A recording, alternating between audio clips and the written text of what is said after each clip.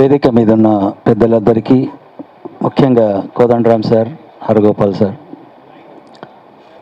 విద్యావంతుల వేదిక విద్య గురించి చర్చ చేయడము అంటే ఈ ముచ్చట తల్లిగారి ఇంటికి వచ్చినట్టు లెక్క. అంటే యాక్చువల్ ఇష్యూ ఇక్కడే చర్చ అయితే కానీ ప్రభుత్వానికి ఇది ముందుకెళ్ళదు. నేను ఒక 5-6 పాయింట్సే నా దగ్గర ఉన్నాయి. ముఖ్యంగా తెలంగాణ ప్రభుత్వంలో చాలా ఆశలు అయితే ఎక్కువయ్యాయి. అంటే ఇంతకుముందు అంటే చేయరో ఏమో అని అనుకునేది, కానీ ఇప్పుడైతే మనందరికీ కోదండ సార్ తెలుసు, కోదండ సార్కు రేవంత్ అన్న తెలుసు. కాబట్టి అందరూ చాలా ఆశలు, ఎన్ని ఆశలు అంటే మాకే ఫోన్లు వస్తాయి సార్, మీకెన్ని వస్తాయో తెలియదు. కానీ అరే ఒక ముచ్చట చెప్పరాదే, కోదండ సార్కి చెప్తే ఆ నుంచి రేవంత్ సార్కి పోతుందని. స్కూల్ బిల్డింగ్ లేకున్నా మాకు కాల్స్ వస్తున్నాయి, టీచర్స్ లేకున్నా కాల్స్ వస్తున్నాయి. ఎప్పుడు బాగవుతుంది ఇది, ఎప్పుడు వీళ్ళు ముందుకెళ్తారు అనేది ఒక ఆశ అయితే పెద్దగా ఉంది. దానికి రెస్పాన్స్ చేయడం అనేది ప్రభుత్వంలో వెంటనే చేయలేరు. ఇప్పటి వరకు మనకు టీచర్ల ఖాళీలు ఉండేది, కానీ ఇప్పుడు విద్యా మంత్రి కూడా ఖాళీ అయింది. కాబట్టి ఆ మంత్రిని ఇమీడియట్గా నియమించాలనేది ఒక ప్రపోజల్. ఎందుకంటే మంత్రి ఉంటే వాళ్ళతో పనిచేయడానికి ఈజీ అవుతుంది. రెండోది, ఒక విద్యా కమిషన్ ఉంటే బాగుంటుంది నా తరఫున అందరూ కూడా అనుకుంటున్నాము. ఒక కమిషన్, ఎక్స్పర్ట్స్తో కమిషన్ ఉంటే విషయాలన్నీ కూడా school education and higher education ఈ రెండింటిని కూడా ఇన్పుట్స్ ఇవ్వడానికి ఎక్స్పర్ట్స్ ఉంటే బాగుంటుంది. గవర్నమెంట్కి అంత టైం ఉండదు ఎప్పుడు కూడా ఆలోచించడానికి. మూడోది, ఐ థింక్ ఈ మధ్యకాలంలో చాలా చర్చ అవుతుంది, అది ఆడపిల్లలు, ముఖ్యంగా మేము గ్రామాల్లో ఆడపిల్లలతో పనిచేస్తాం కాబట్టి ఈ పెళ్లి కాలుగా ఎందుకు సార్, ఇది కళ్యాణ లక్ష్మి ఎందుకు, మాకు పీజీ వరకు ఫ్రీ ఎడ్యుకేషన్ ఇస్తే బాగుంటుంది కదా అని చాలామంది గర్ల్స్ అడుగుతున్నారు. దాని మీద మీరందరూ ఒప్పుకుంటే చప్పట్లు కొట్టండి, లేకపోతే యూనో వై కళ్యాణ లక్ష్మి ఎవరు అడిగినాం మేము, మా పెళ్ళికి మేము చదువుకు అడిగితే పెళ్ళికి ఎందుకు ఇది అనేది చాలామంది అంటున్నారు. అది కూడా ఒకటి గవర్నమెంట్ దృష్టికి తీసుకెళ్లాల్సిన అవసరం ఉంది. అండ్ ఇంకొకటి సార్, ప్లానింగ్లో చాలాసార్లు స్టేట్ లెవెల్లో ఈక్వల్ ప్లానింగ్ అవుతుంది. ఇప్పుడు గద్వాల్లో వేరే అవసరం ఉంది, ఆదిలాబాద్లో వేరే అవసరం ఉంది, హైదరాబాద్లో వేరే అవసరం ఉంది.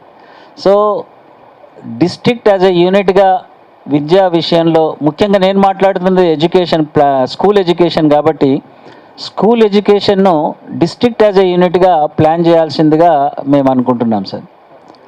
అదేవిధంగా బాల కార్మికులు ఇంకా ఉన్నారు తెలంగాణలో. ముఖ్యంగా children, out of school children స్కూల్కి రావడంటే చాలా ఇబ్బందులు ఉన్నాయి. ఆ పిల్లలు, ఒక 10 ఏళ్ళ అమ్మాయి స్కూల్కి వెళ్ళాలి అంటే బ్రిడ్జ్ కోర్సులు లేకుండా పోయినాయి. కాబట్టి వాటిని కూడా పునరుద్ధరించాలని మేము కోరుతున్నాం. ఈ మధ్యనే తెలంగాణ గవర్నమెంట్ ఒక జీవో ఇష్యూ చేసింది. ఆ జీవో మీద మాత్రం మాకు చాలా అభ్యంతరకరాలు ఉన్నాయి. మహిళా సంఘాలకు బిల్డింగ్లు కట్టాలని ఇచ్చిండ్రు. అది చాలా బర్డెన్ అవుతుంది మహిళా సంఘాలకు, ఆ బిల్డింగ్లు కట్టడము అదంతా కూడా. ప్రభుత్వమే ఇంజనీరింగ్ డిపార్ట్మెంట్తో కట్టాలి, కానీ మహిళా సంఘాల మీద అప్పుల పాలు చేసే ప్రాబ్లం ఉంటుంది. ఇంకోటి, మహిళా సంఘాల లోపల ఘర్షణ వాతావరణం ఏర్పడుతుంది. ఇంకొకటి, ఇంజనీరింగ్ డిపార్ట్మెంట్లో ఉన్న అవినీతి మొత్తం పోయింది అనుకోలేము. కాబట్టి మహిళా సంఘాలను అందులో ఆ రొంపిలోకి దించుతారో ఏమో అని డేంజర్ ఉంది. కాబట్టి మహిళా సంఘాలను ఎగ్జిక్యూట్ చేయడం కాదు, మహిళా సంఘాలు సూపర్విజన్ చేయడానికి ఓకే, కాంట్రాక్టర్లు ఎట్లా పనిచేస్తుందో చూడడానికి ఓకే, కానీ వాళ్ళనే కాంట్రాక్టర్లుగా చేస్తే మాత్రం చాలా ప్రమాదం. ఒకవేళ వాళ్ళు అంత మంచి కాంట్రాక్టర్లు అయితే మెట్రో రైలు, ఫ్లైఓవర్లు, రింగ్ రోడ్లు ఇద్దాం వాళ్ళకు, బడులు మాత్రం గవర్నమెంట్ చేయాలి.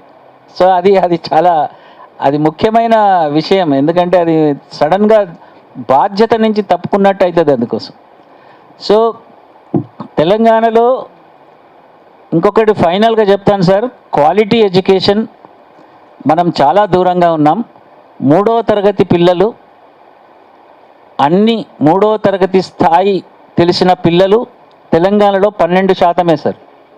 Only 12% children are able to read and write and whatever maths చేయడానికి 3rd క్లాస్ లెవెల్ చేసే పిల్లలు కేవలం 12% యావరేజ్ స్టేట్లో. 6%, 7%, 8% పిల్లలు కూడా ఉన్నారు.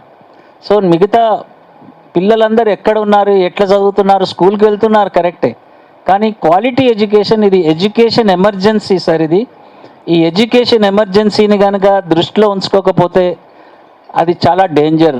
వచ్చే తరం స్కిల్స్ లేకుండా, రైటింగ్ స్కిల్స్ లేకుండా వస్తున్నారు కాబట్టి వారిని మనము అది ఎట్లా ఎమర్జెన్సీగా దాన్ని దృష్టి పెట్టుకోవాల్సిన అవసరం ఉంది. వీళ్ళంతా కూడా బడుగు బలహీన వర్గాలకు చెందిన పిల్లలే, చదువులు రాని పిల్లలు, బడుగు బలహీన వర్గాలకు చెందిన పిల్లలు, అసంఘటిత కార్మిక రంగంలో చేరిపోతారు వాళ్ళు స్కూల్కు వెళ్ళి కూడా. కాబట్టి వీళ్ళను మనం చూడాలి.